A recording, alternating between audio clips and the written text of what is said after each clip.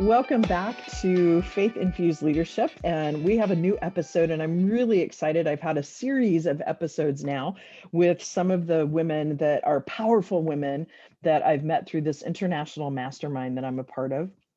With Amira Alvarez, I don't think I've said her name in the past one, so feel free to look her up. She is pretty phenomenal, and Michelle, I'm sure we'll talk a little bit about this, but I know she's changed my life, and I think she's kind of done the same for you.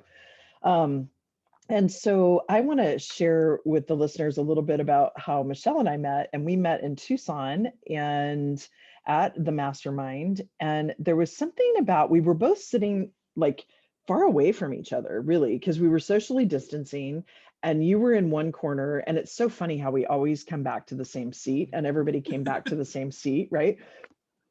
And I was on the other far corner in the front row, so I could see you and you could see me. And I don't remember the exact moment we like actually connected, if it was over lunch or dinner, but we had this connection where we just started to talk about life and our work and how our work was similar, and then had some conversations too about stepping up and stepping into our power. And we're both faith believers in God, and like how we're stepping into God's calling for our life. So I'm super excited to have Michelle here, and I'm going to let her introduce herself from a professional perspective. And so Michelle, tell us all about you. I'm so excited to have you here. Yeah, that was a great day and a great retreat. And it was so awesome to connect and to meet you there. I'm a business coach and consultant, and I work with nonprofits, entrepreneurs, and small businesses to really help them work smarter, not harder. And so a lot of what I do with my clients is to help them put systems and processes into place that are going to help get things done quicker so they can really enjoy their life. A lot of my clients are moms or grandparents or just younger people who want to enjoy their life and not be busy all the time and hang out with their friends. And so I really help them build their business to make sure it blends in with their life. Fantastic. So when you talk about blending into your life, what like that immediately comes, there's something that comes to my mind that says blending is not a word that's typically used. It's, oh, work-life balance, or I say work-life harmony, right? But like this word blended, that's intriguing to me. What made you decide to use that word, and how does that show itself with people? Yeah, I was just actually on a clarity call with a potential client, and she was talking about how her dad had recently come down with cancer and how she's afraid to let her business, as she's starting to work with it, go too fast because she doesn't know what's going to happen next. And so I was able to share with her a story about when a very close person in my life had passed away, and I was spending lots of time taking care of him through cancer for about a year or so. And while I was in that experience, I kept thinking to myself, I'm doing my business because I want to enjoy my life.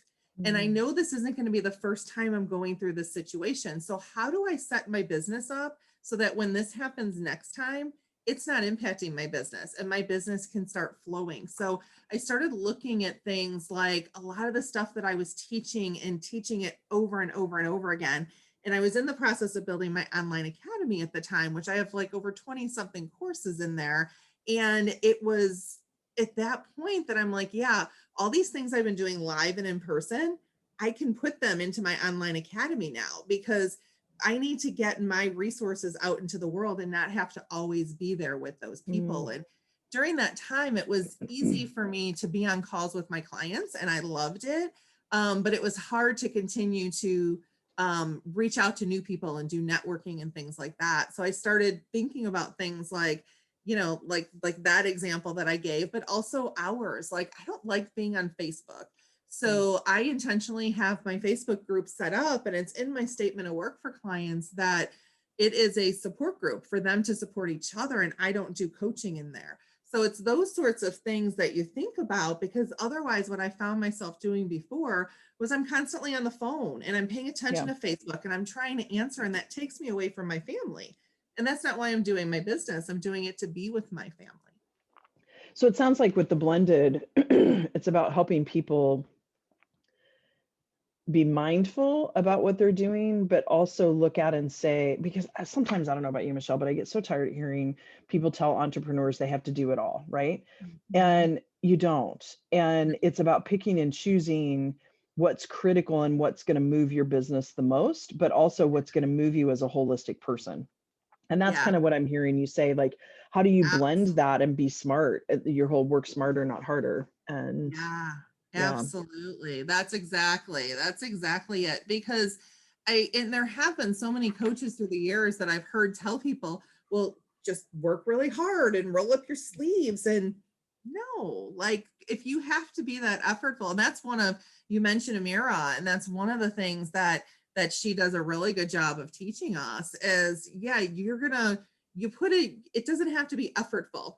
There is a lot that you do as a business owner. It doesn't have to be effortful. It should be enjoyable. Yeah, it can be effortless. Yes. I like that. Yeah. And it should be enjoyable. Michelle, I'm so glad you said that. So, like, how do you take someone, and I'm assuming, so correct me if I'm wrong here, that you work with business owners too that are established, not just new businesses. So you have, because I've run into this too, you have business owners, and I think about COVID and how run into the ground some people are feeling.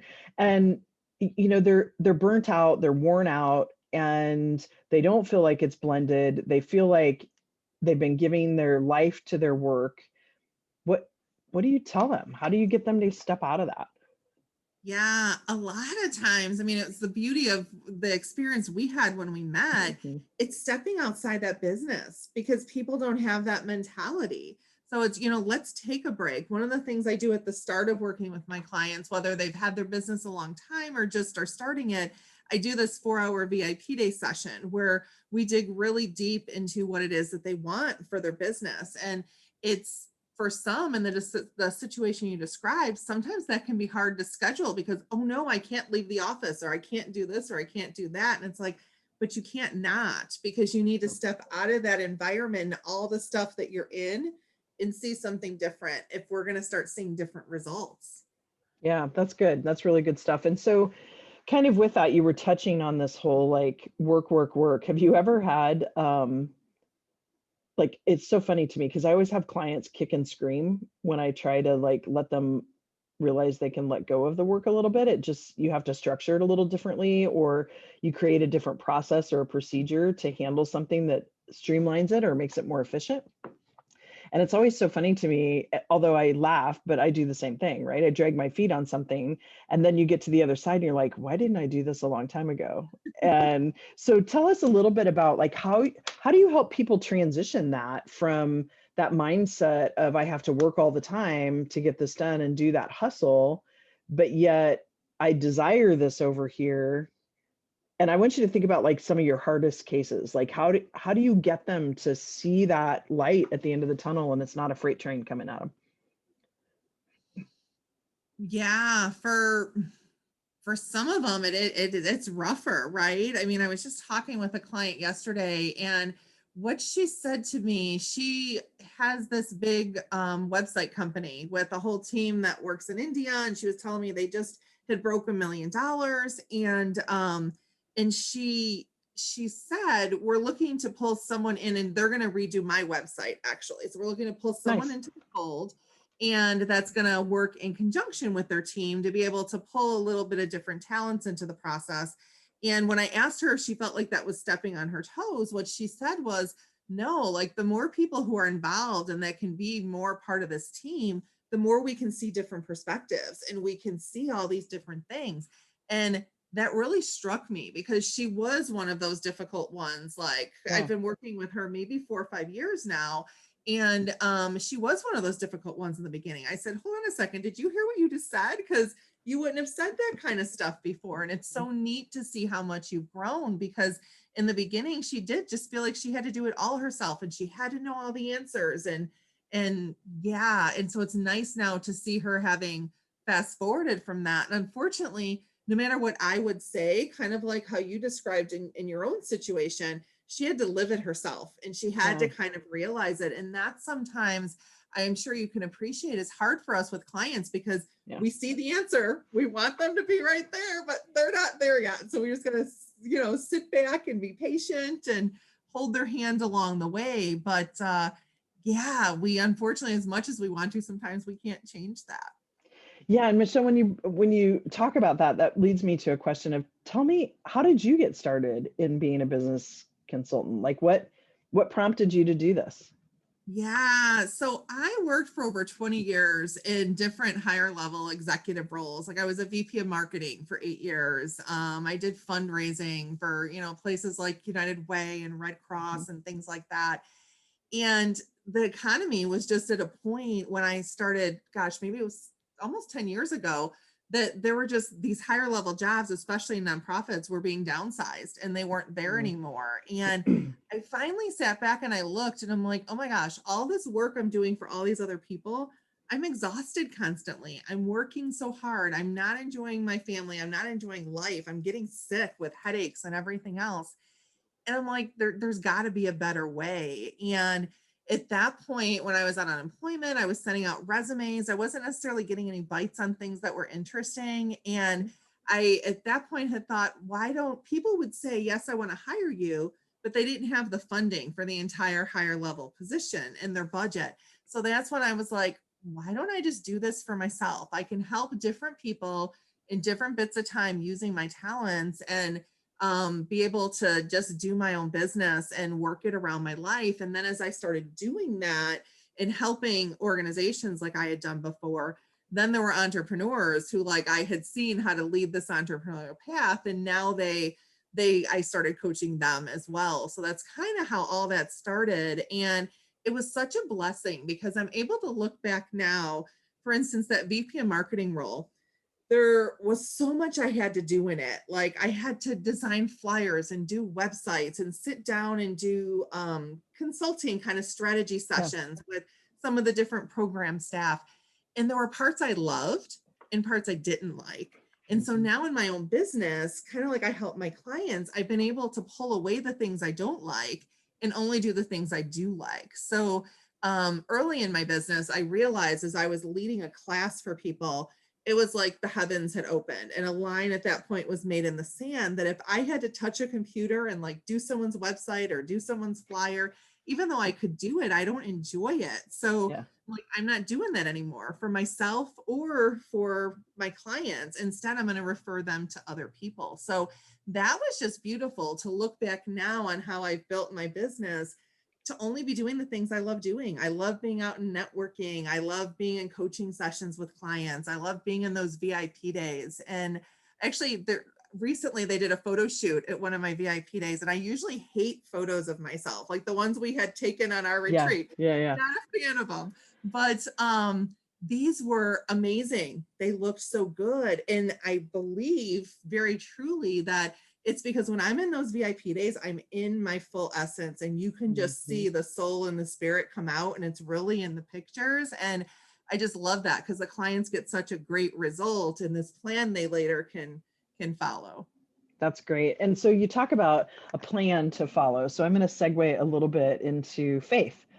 And I know we were talking just a little bit before we started taping about faith and how that's played into your role. Because it's obvious when you start talking about working with clients, like you are in your lane, you are in your God-given gifts and talents and doing what you feel called to do. And so tell us a little bit about what faith means to you and how does that play into then how you got into this and what you're doing? Yeah, so faith for me, I'm very involved in my church. So I give communion out at Mass, I read, my son's an altar server.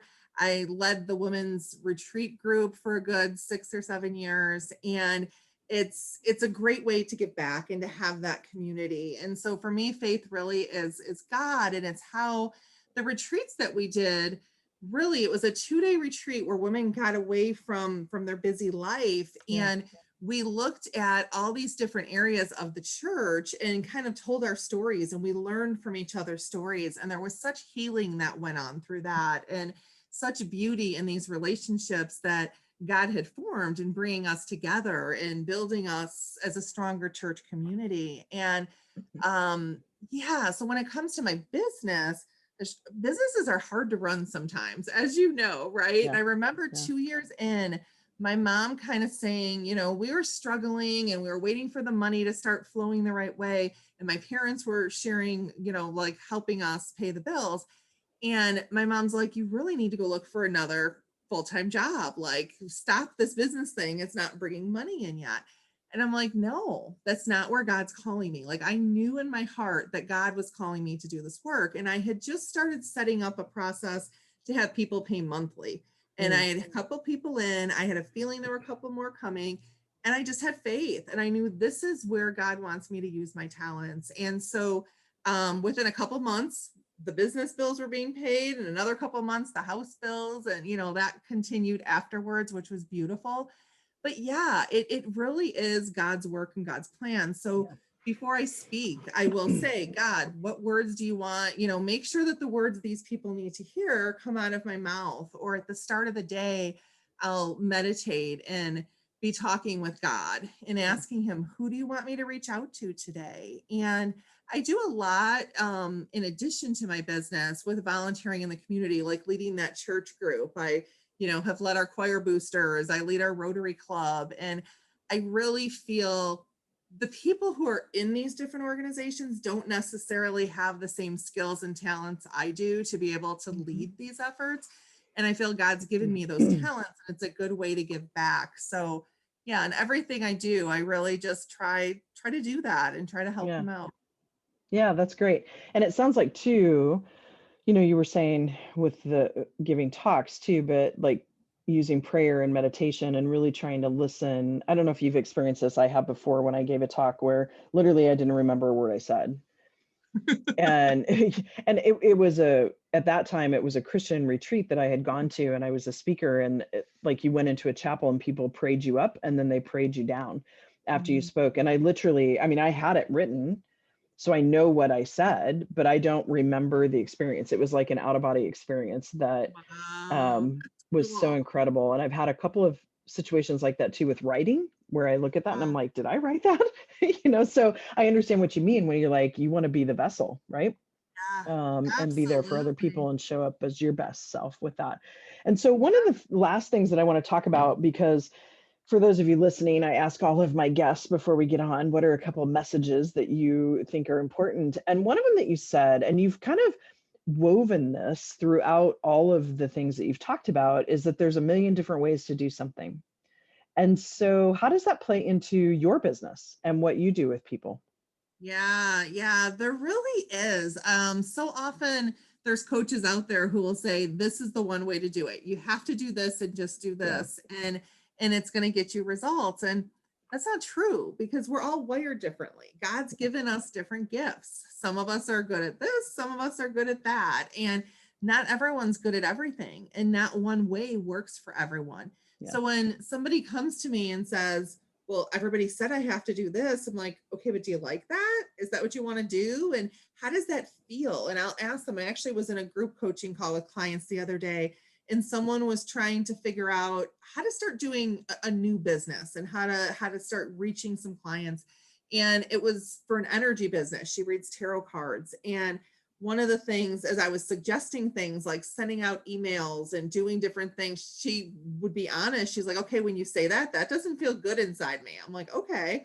So then she's like, that just seems like a lot of work. And Yeah. she also writes for people. And so I'm like, well, your newsletter could simply be what you write for somebody else. And then you put that in there. And she's like, oh, like, yeah, it doesn't have to be more than that. So it's really figuring out what feels good for somebody and what doesn't, and Yeah. then finding ways to adapt it. And if there is something that is a best business practice that has to be done, well, how do we do that within a way that works for you? And if it means you don't do it at all, then you pull someone else in to help you, and you Yeah. bring in support and you outsource it. So yeah, I look at all those different angles, but it really comes down to that. And like in the situation I mentioned with the person whose dad is dying from cancer, like, okay, Mhm. you don't want to go totally full force and don't want to have tons of clients right now. That's fine. But let's at least get you half the number of clients you want, or a quarter the number of clients you want. And let's figure out and make sure you have enough people to spread the work out to once you bring it in, Sure. and to outsource it to. So it's, yeah, it's really building things around their strengths and finding the many different ways there are to do things. What way works for you? Yeah, and I love that, Michelle. I was sitting here thinking, there's a lot of places in my life I need to look at doing things a little differently and look at the million different ways and pick something a little different. So Yeah, thank you for that. Yeah, I appreciate that. absolutely. And so if we are kind of coming towards the end here, and so if someone was interested in working with you, you mentioned entrepreneurs, nonprofits, business owners that already are established. And so if any one of those folks that were listening wanted to get in touch with you and talk a little bit more, how would they go about doing that? And by the way, we'll put our website in the notes. Wonderful. Yeah, my website's a great way. Everything's on there. It's Z for Zachary. My business is Z&B Consulting. It's named after my boys. So Z for Zachary, the word and, B for Ben, consulting.com. And on there, there's a link to my online academy. There's a bunch of free courses in there, and then some that are minimal amounts. And there's also stuff on there about the different coaching I do. I do online coaching, group coaching, and private coaching. So yeah, and speaking as well. There's stuff on there about that too, as well as a blog that every week we put out. And that's a perfect example of something I've outsourced. I can write Yes. blogs and but they tend to be lengthy and they don't tend to be intentionally programmed around what the SEO needs because I'm just writing what's in my head. Right. So I outsourced that this summer and that was the best thing I did because you wouldn't think it wasn't me because she sounds just like me. And I'm like, how do you come up with this stuff? And she happens to be one of my clients too. She's like, well, I think about the different things that you coached me on. And then I Oh, do that's some great. research. So yeah, so it's really cool. But they're very succinct and very to the point, great relevant info. And Does she do that for other people? she does. I might have to hire her. Yes, she does that for other people. As a matter of fact, in my online academy, one of the other things I do, kind of similar to you doing this podcast here, is I like to highlight other business owners that people can help. And so I have guest experts in my academy. And so she has one. Yeah, she has one in there on, so you wrote a blog, now what? And so it kind of guides people through that. So yeah, her information is there too. But yeah, I love that. And then I'm also on Facebook. It's Z&B Consulting. And every Wednesday at 2:30, I do a Facebook Live on different things that you can learn. Last week, I was diving deep into visuals on how to use Asana to project manage for your business. So yeah. That's awesome. And so time zone is Central Time Zone? Central Time Zone. Yes. I'm in the Chicagoland area, but I work with people like you do cross country. Yeah, fantastic. Well, thank you so much, Michelle, for spending the last 20 minutes or so with our listeners and with me. It's been a pleasure. And for those of you that are interested in getting to know a little bit more about me and what I do, please go out to my website. It's www. It's all spelled out 3. So THREE, V as in Victor, consulting.com. And you can follow me at Debbie Heiser on Facebook. I am on Instagram, but I tend to go to Facebook more often. So with that, Michelle, again, thank you so much for taking time out of your busy day to be with us. Absolutely. Thank you for having me. It's been my pleasure. So thank you, everybody, and we'll see you in a couple of weeks.